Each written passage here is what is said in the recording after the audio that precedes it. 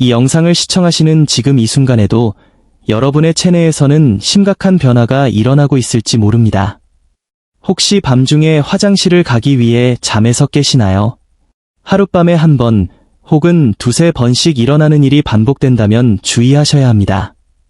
이는 단순한 수면 방해를 넘어 혈관 내 염증이 자신도 모르는 사이에 퍼지고 있다는 신호일 수 있기 때문입니다. 야간뇨를 단순한 노화 현상으로 방치할 경우 혈관 염증은 뇌혈관까지 영향을 미쳐 치매의 위험을 높입니다. 실제로 서울대병원의 연구에 따르면 야간뇨 환자의 치매 발병률은 일반인 대비 3배나 높게 나타났습니다. 더욱 우려되는 점은 심장에 가해지는 부담입니다. 수면 중 각성은 혈압을 급격히 상승시키고 심박수를 불규칙하게 만들어 심근경색의 위험을 2배 이상 증가시킵니다. 여러분의 심장이 과부하를 호소하고 있는 셈입니다. 제가 이토록 강력한 경고로 이야기를 시작한 이유는 지난 12년 500명이 넘는 환자분들과 상담하며 느낀 안타까움 때문입니다. 병원 검사상으로는 수치에 특별한 이상이 없는데도 고통스러운 증상은 지속된다고 호소하는 분들이 정말 많습니다. 이는 일반적인 검진으로는 감지하기 어려운 미세혈관의 기능 저하와 체액 불균형이 원인일 수 있습니다. 오늘 소개해드릴 솔루션은 의학적 치료와 병행할 때 그 시너지가 매우 큽니다. 핵심은 소금물과 레몬입니다. 현재 약물을 복용 중인 분들도 안전하게 활용할 수 있는 방법이니 끝까지 시청하신다면 여러분의 밤은 확실히 달라질 것입니다. 본격적인 시작에 앞서 구독과 좋아요를 눌러주시면 유익한 건강 정보로 보답하겠습니다. 먼저 명확히 이해하셔야 할 점은 야간뇨는 그 자체가 질병명이 아니라 우리 몸이 보내는 증상이라는 사실입니다. 마치 발열이 감기나 염증 등 다양한 원인에 의해 나타나는 신호인 것과 같습니다.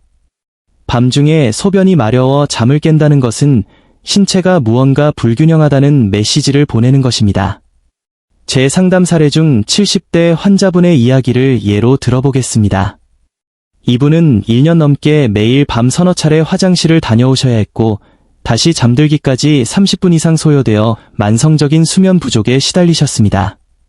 낮에는 피로감에 시달렸고 외출이나 대인 관계조차 기피하게 되셨습니다. 비뇨기과, 내과 등 여러 병원에서 정밀 검사를 받았지만 당뇨, 신장 기능, 혈액 수치 모두 정상 범위였습니다. 병원에서는 노화에 따른 자연스러운 현상이니 수분 섭취를 줄이라는 조언을 했고 환자분은 이를 철저히 따르셨습니다.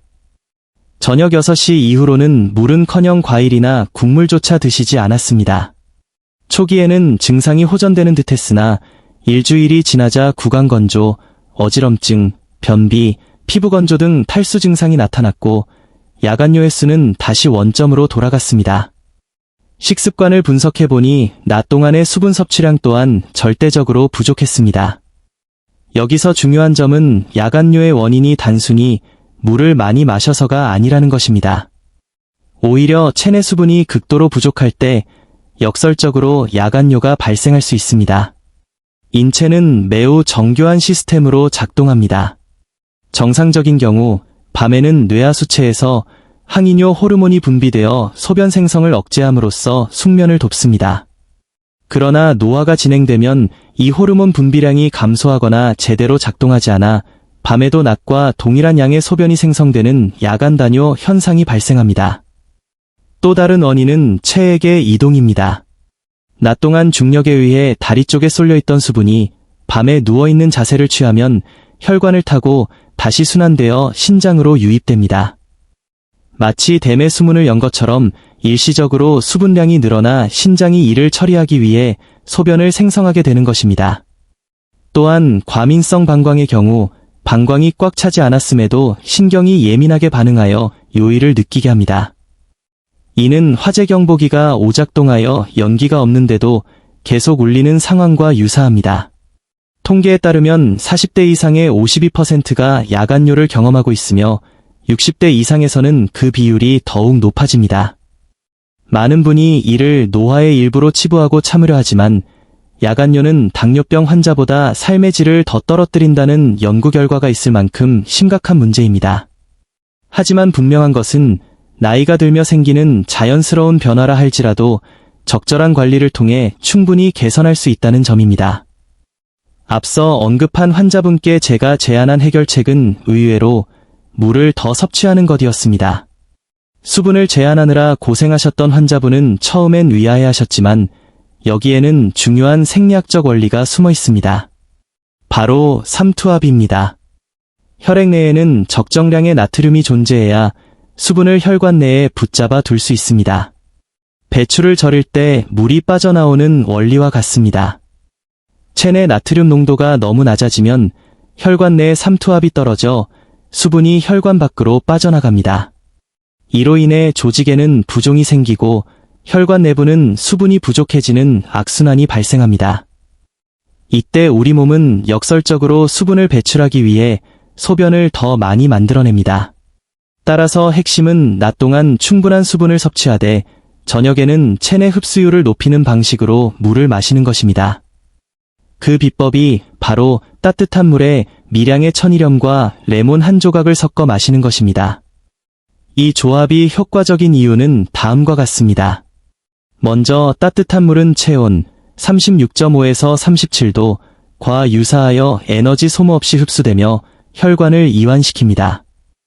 특히 방광신경 주변에 밀집된 모세혈관을 확장해 혈액순환을 돕고 신경을 안정시킵니다.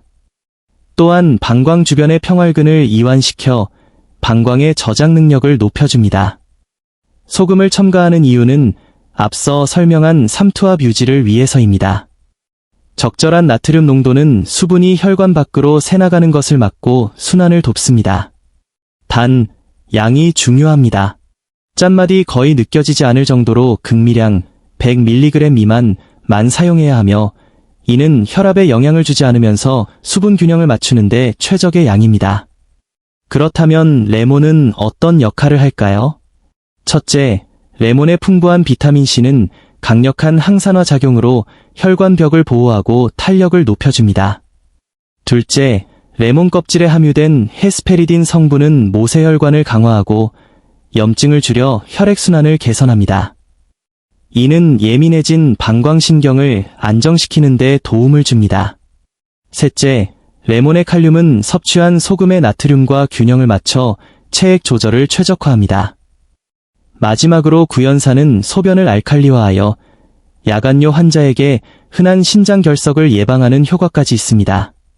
이처럼 소금과 레몬의 조합은 단순한 식재료가 아닌 체내 수분 대사를 돕는 완벽한 파트너입니다. 구체적인 제조법과 섭취 방법을 말씀드리겠습니다.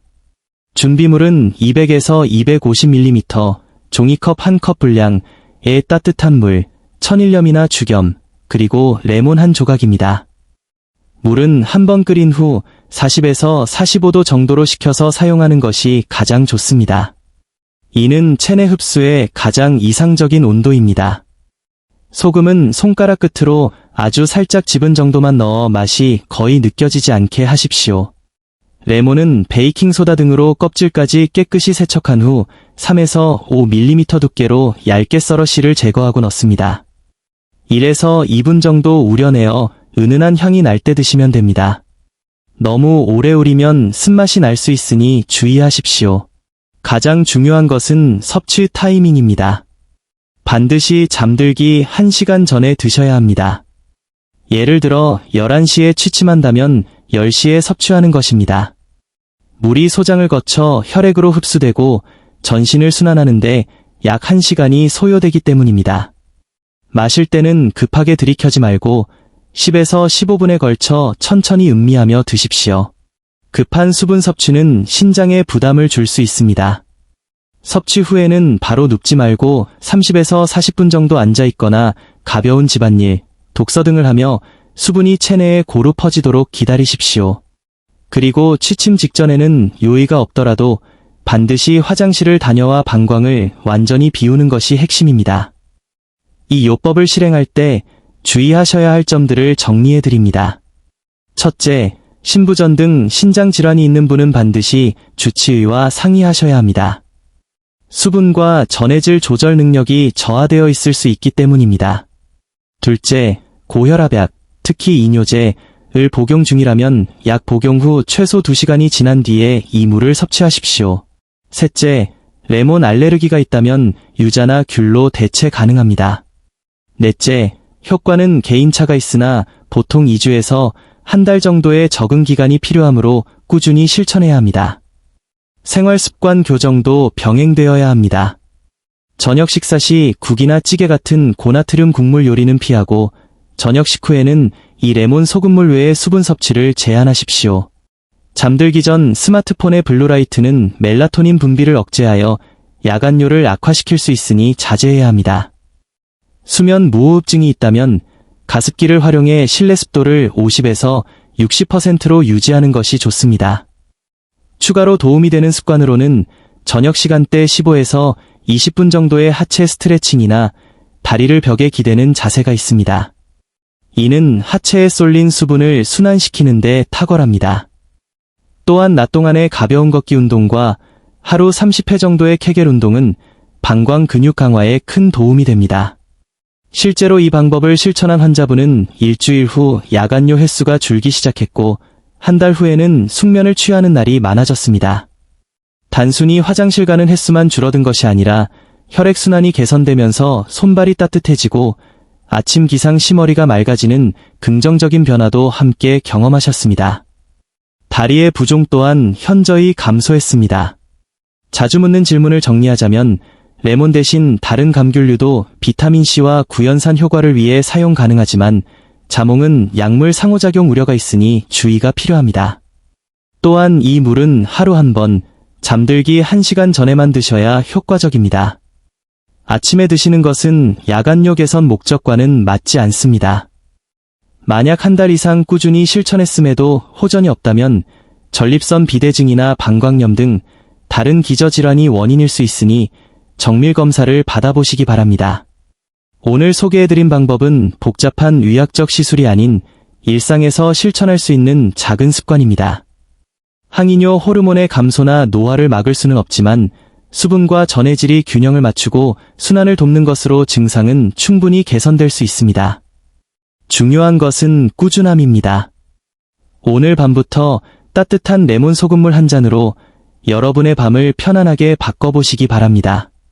건강한 노년은 단순히 오래 사는 것이 아니라 질 높은 수면과 활기찬 일상을 유지하는 데 있습니다. 여러분의 편안한 밤과 상쾌한 아침을 응원합니다. 감사합니다.